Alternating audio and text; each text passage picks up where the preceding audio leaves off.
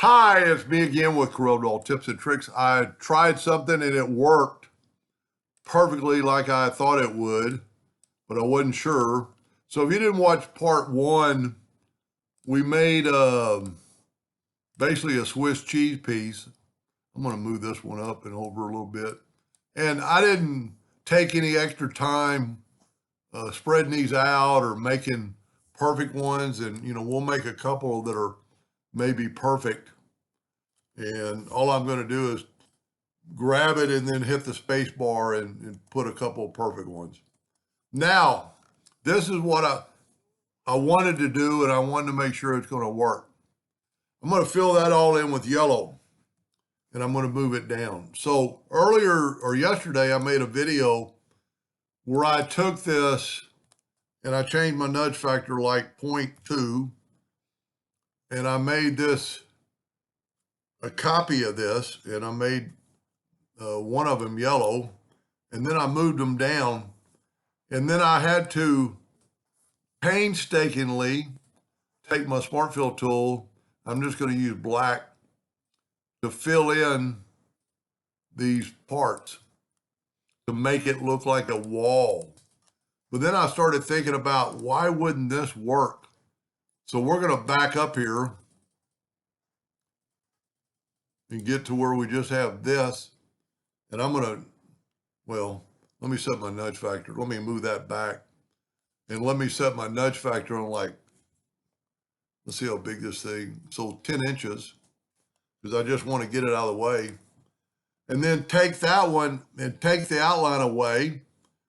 And then take this one and make it, I'm going to make it yellow, but then I'm going to hold down the control button and I'm going to just make it a darker yellow. And then I'm also going to take away the outline. So we put this down there, it's behind.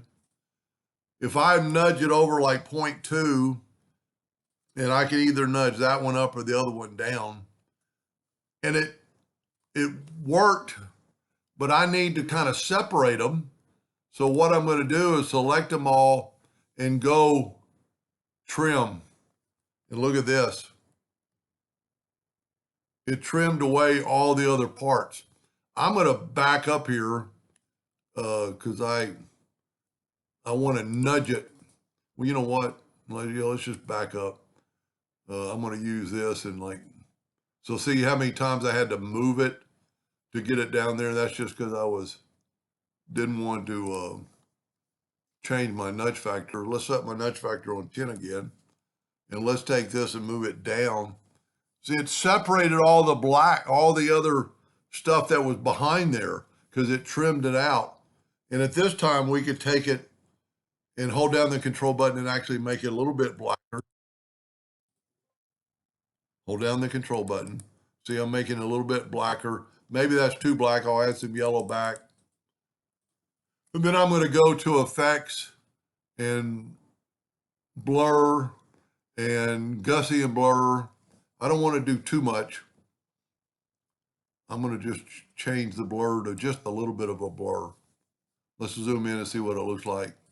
Yeah, see, it's just a little bit of a blur. And then when I move that back, and it takes it a while, I have a backdrop perfectly of that cheese.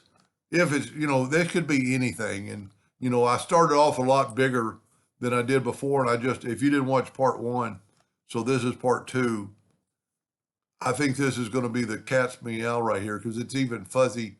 Like this is sharp, this is fuzzy, like you're looking down in a hole. Anyway, I hope that gave you an idea or two, and thank you for watching.